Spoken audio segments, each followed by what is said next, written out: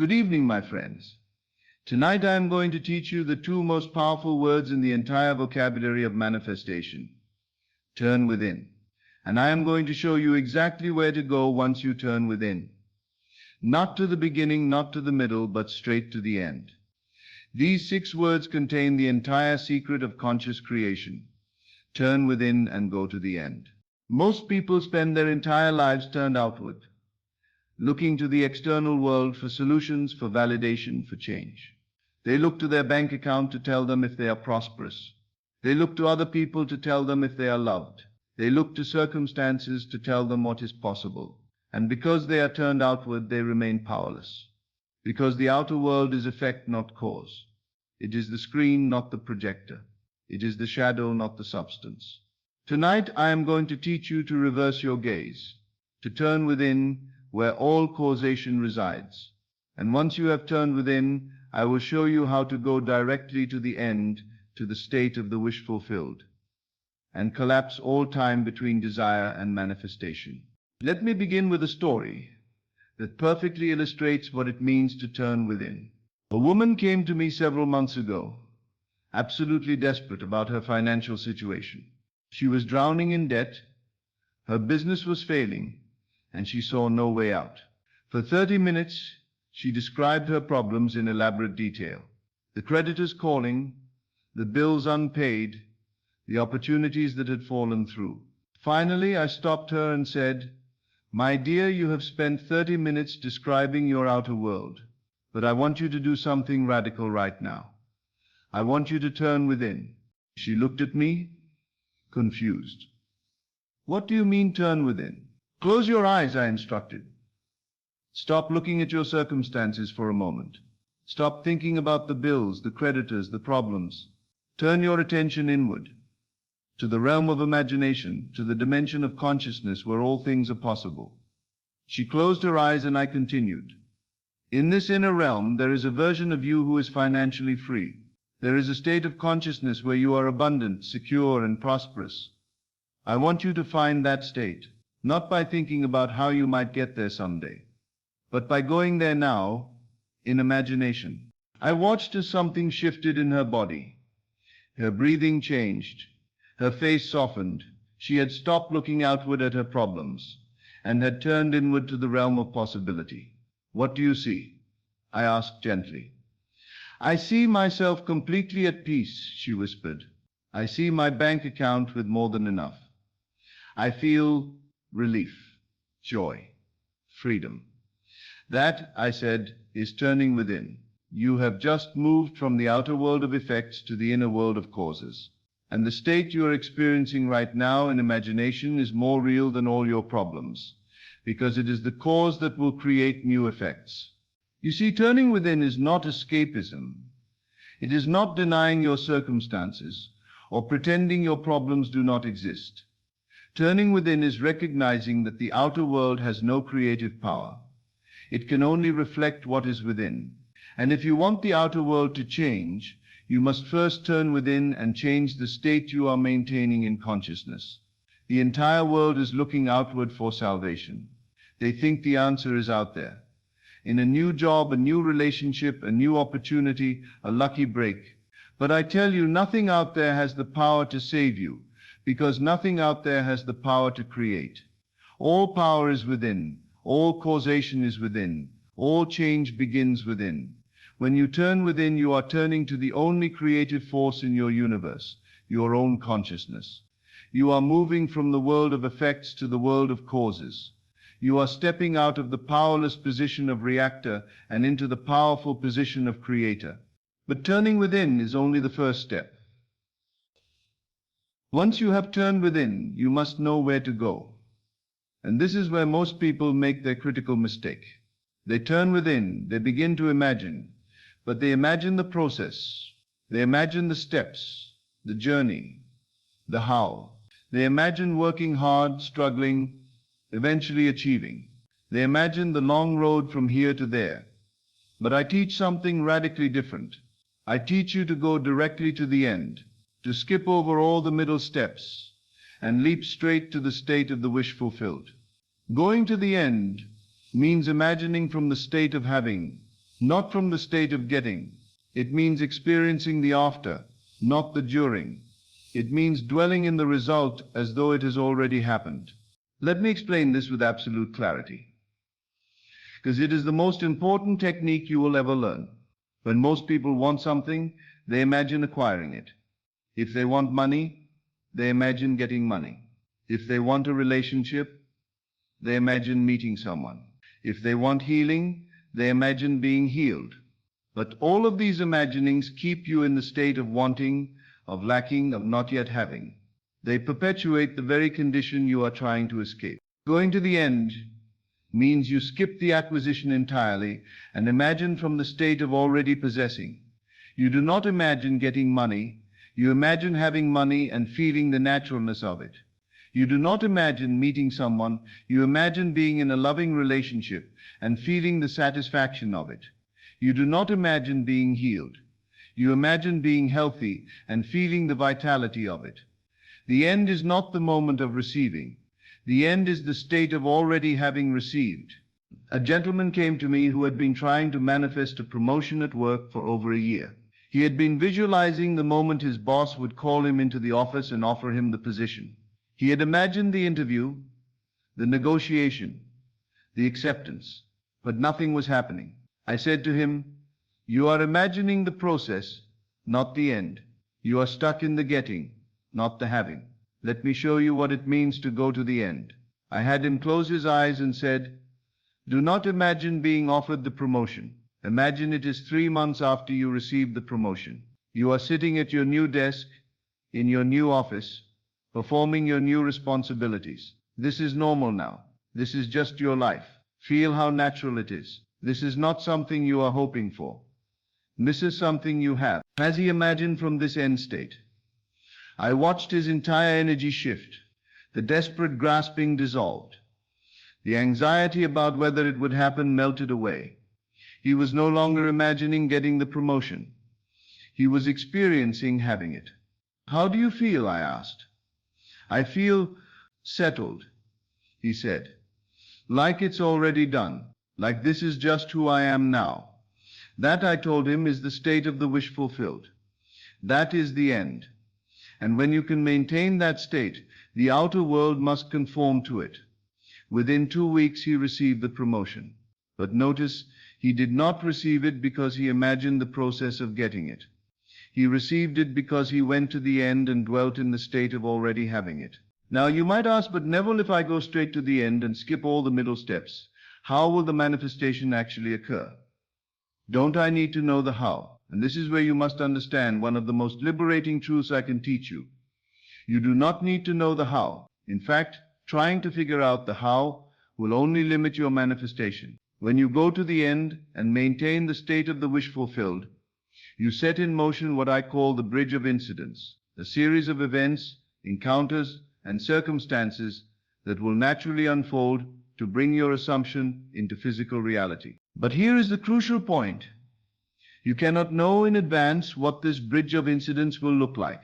The path from your current state to your desired end may involve people, opportunities, and circumstances that do not even exist in your awareness right now. If you try to imagine the how, you are using your limited conscious mind to plot a course. But when you go to the end and let the subconscious work out the means, you are accessing infinite intelligence that can orchestrate circumstances far beyond what your conscious mind could plan. Your job is not to build the bridge. Your job is to go to the end and remain there in consciousness. The bridge will build itself. I remember a woman who wanted to move to a specific city, but saw no possible way to do it. She had no job prospects there, no connections, no financial means. Her conscious mind could not plot a path. But I taught her, do not imagine how you will get there. Do not try to figure out the job, the money, the logistics. Simply go to the end. Imagine you are already living in that city. Feel yourself waking up there, walking the streets, living your daily life there. Dwell in the end, and let the bridge build itself. She practiced this faithfully. She stopped trying to figure out the how and simply maintained the state of already living in her desired city. She would close her eyes and feel herself there, hear the sounds of that place, experience the satisfaction of being where she wanted to be. Within 2 months, a series of unexpected events unfolded. A distant relative offered her a place to stay. An opportunity appeared for remote work. A friend mentioned a contact in that city. None of these were things she could have planned or predicted. The bridge of incidents had constructed itself perfectly. She did not make it happen. She did not force it into being. She simply went to the end, maintained that state, and allowed the creative power of consciousness to orchestrate the means. Here is another profound truth about going to the end. It collapses time. In the three-dimensional world, everything appears to happen in linear sequence. First this, then that, then the next thing. There is always a gap between desire and fulfillment, between cause and effect. But in consciousness, in the dimension where you turn within, there is no time. There is only the eternal now. And when you go to the end, you are stepping into a dimension where your desire is already fulfilled, where the wish is already accomplished. Most people imagine their desire in the future. Someday I will have this, eventually this will happen, in the future I will be that. But the future never comes.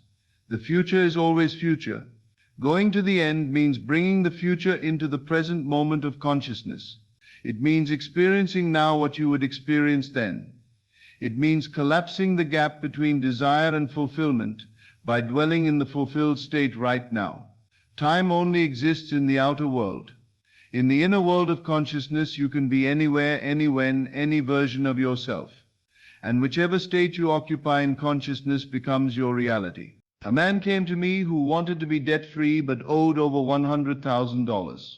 In linear time, at his current income, it would take him many years to pay off this debt. The future seemed impossibly distant. I taught him to collapse time by going to the end. Do not imagine slowly paying off the debt, I told him. Do not imagine years of struggle and sacrifice. Go straight to the end. Imagine you are already debt-free. Feel what it feels like to owe nothing. Experience the peace, the freedom, the relief of being completely clear financially. He practiced this daily, turning within and going to the end. He did not think about how it would happen or how long it would take. He simply dwelt in the state of being debt-free, experiencing it as present reality in consciousness. Within 8 months, far sooner than linear planning would have suggested, the entire debt was cleared through a combination of unexpected circumstances. An inheritance from an uncle he barely knew, a tax refund larger than anticipated, a bonus at work he had not expected.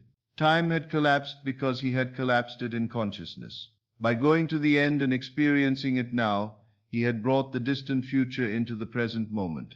Now I want to make a crucial distinction that will deepen your understanding of this practice. There is a difference between living in the wish and living from the end. Living in the wish means you are still oriented toward the desire as something you want. You are still in the consciousness of lacking it, of needing it to come to you. Even if you are imagining it as something separate from you, something you are trying to acquire. Living from the end means you have already acquired it in consciousness. You are no longer looking at it from the outside as something you want.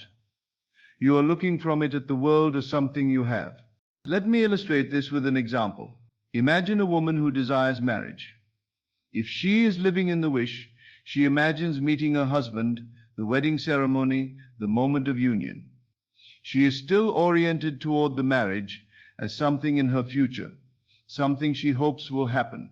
But if she is living from the end, she does not imagine the wedding. She imagines from the state of being married. She might simply feel a ring on her finger as she washes dishes. She might have an imaginary conversation with her husband about their day. She experiences the naturalness, the ordinariness of being married. Do you see the difference? Living in the wish keeps you focused on the desire. Living from the end makes the desire your natural state. When you live from the end, you are no longer trying to get there. You are already there in consciousness, and consciousness is the only reality that matters, because consciousness creates all physical reality. The woman who lives from the end of being married is not waiting to feel married when the man appears. She feels married now in consciousness. And because she feels married now, the man must appear to confirm what she already is in consciousness. This is the great secret. You do not achieve in order to become. You become in consciousness. And then the achievement appears as confirmation. As you practice going to the end, you must understand that it is not the mental image that creates, it is the feeling. You can visualize the end all day long. But if you are not feeling from the end, you are not truly there. The feeling is how you know you have actually assumed the state. When you go to the end, you must feel what you would feel if your desire were already accomplished. Not hope, not anticipation, not yearning, but the actual feeling of having, of being, of satisfaction and fulfillment. This feeling is not emotion in the ordinary sense. It is not excitement or giddiness. It is a deep, calm sense of naturalness. It is the feeling of course, rather than I hope so. When you truly go to the end, there is a quiet certainty, a peaceful knowing. You feel the way you feel about things you already have. Natural, normal, unquestioned. A young man came to me wanting to manifest success in his music career. He would spend hours visualizing himself on stage, imagining crowds, picturing success. But nothing was manifesting. I asked him, when you imagine these things, how do you feel? Excited, he said. Hopeful, like it would be amazing if it happened. There is your problem, I told him. You are feeling the anticipation of success, not the satisfaction of success. You are feeling what you would feel wanting it, not what you would feel having it. I taught him to go to the end differently, not to imagine the spectacular moments, but to imagine the quiet, ordinary moments after success had become normal. Imagine sitting in your home studio, casually working on music because this is just what you do now. Feel the calm confidence of someone who has already succeeded. Experience the naturalness of it. When he learned to feel from the end rather than toward it, everything shifted. Within months, opportunities began appearing that led to exactly the success he had imagined.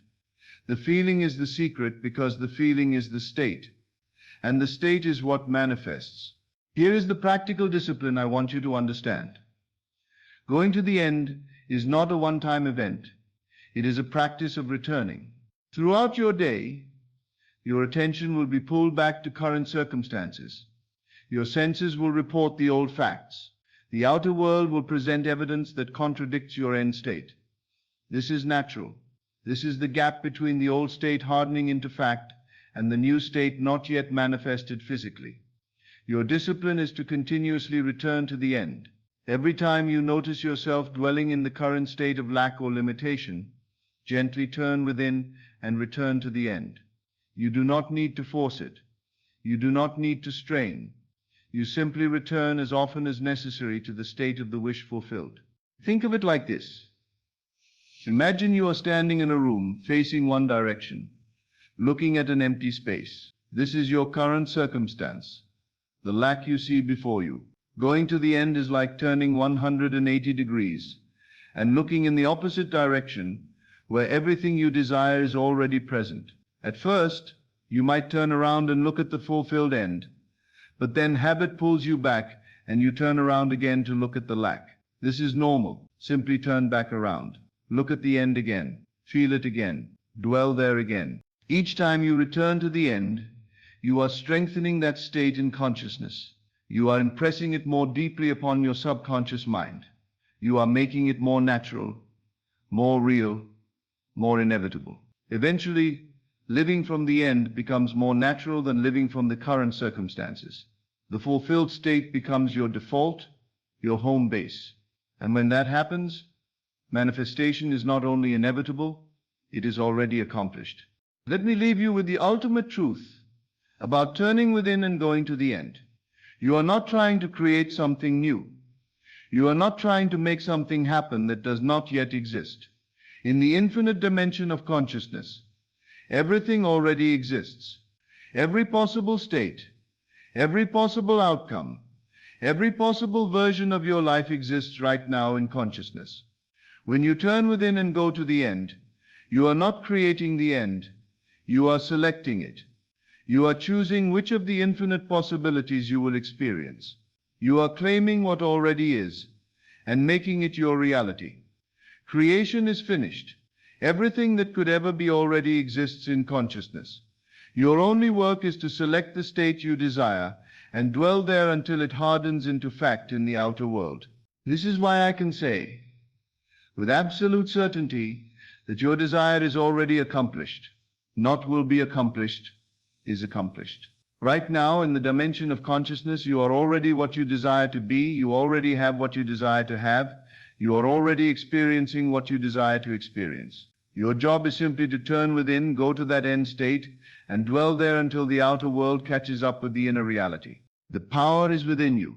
The end already exists. All you must do is turn your gaze inward, leap to the fulfilled state, and live from that end until the world has no choice but to conform. Turn within and go to the end. Thank you, and good evening. As always, thank you for joining me on this journey into the depths of consciousness.